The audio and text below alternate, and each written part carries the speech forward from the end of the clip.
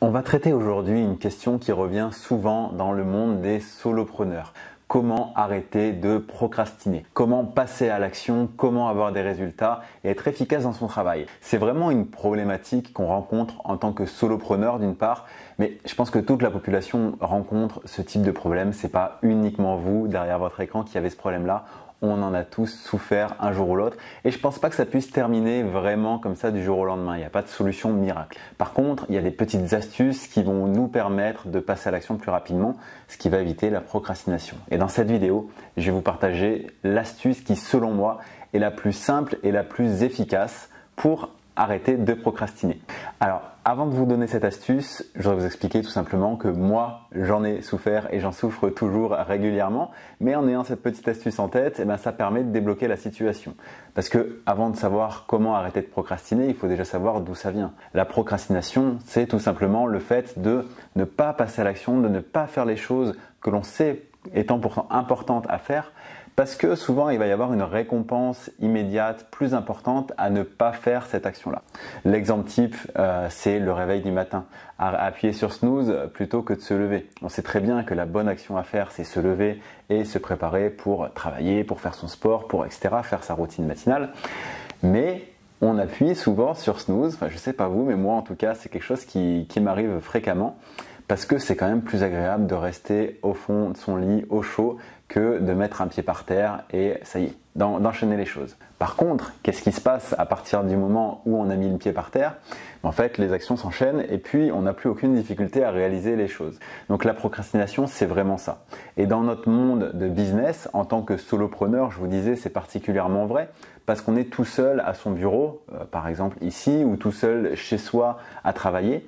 Et c'est vraiment très différent de quand on est au travail avec une ambiance de travail, des collègues qui sont en train de travailler autour de nous.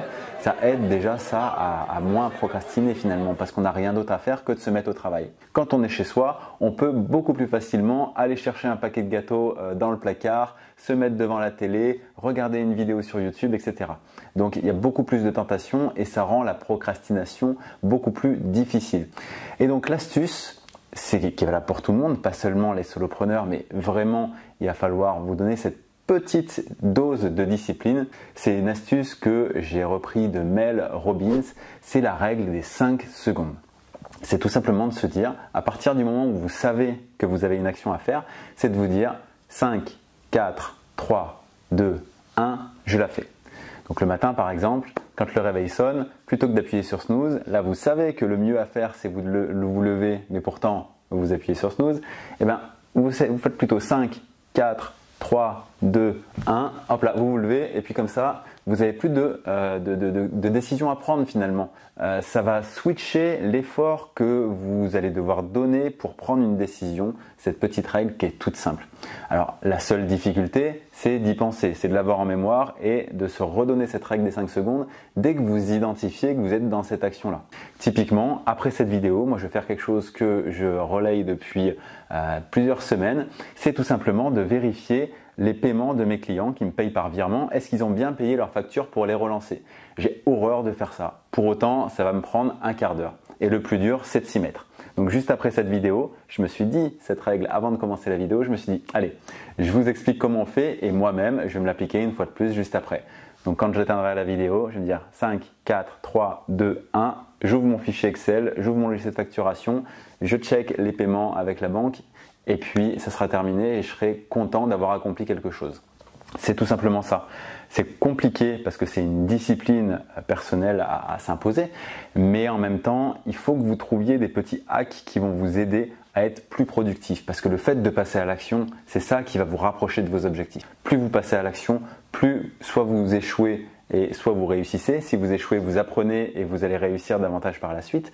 Mais du coup, c'est vraiment ça une des clés du succès, quoi. C'est passer à l'action, passer à l'action, passer à l'action, passer à l'action massivement. J'ai d'ailleurs fait un épisode de podcast à ce sujet. Je crois vraiment que c'est une solution pour avoir de plus amples résultats dans notre vie, pas seulement au niveau du boulot d'ailleurs. Voilà, j'espère que cette astuce va vous marquer, que vous l'aurez en tête, que vous allez l'utiliser et que vous allez voir son pouvoir. C'est vraiment quelque chose d'efficace. Donc testez.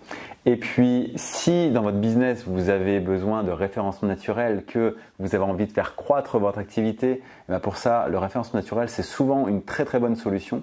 Et pour voir ça, allez dans la description de la vidéo, vous verrez que j'ai mis un tas de ressources à votre disposition pour vous aider à aller plus loin et à décupler vos résultats. Parce que maintenant que vous n'allez plus procrastiner, vous allez faire plein de choses. Donc le SEO pourrait être une partie intéressante à développer. C'est quand même quelque chose de très efficace pour travailler aujourd'hui et récolter les efforts, les résultats de ce travail demain de façon continuelle, ce qui fait que c'est exponentiel et que vous profitez durablement du travail que vous faites à un instant T. Ce qui n'est pas le cas sur les réseaux sociaux, ce qui n'est pas le cas sur la publicité, ce qui n'est pas le cas sur plein d'autres choses. Donc c'est pour ça en partie que j'adore le référencement naturel. Donc voilà, je vous laisse découvrir d'autres vidéos à la suite de celle-ci ou alors voir les liens dans la description. Mettez un like si vous avez apprécié le conseil des 5 secondes, de la règle des 5 secondes, et puis abonnez-vous à la chaîne si vous voulez d'autres conseils sur l'entrepreneuriat, sur le référencement, sur la croissance, etc. Je vous dis à très bientôt.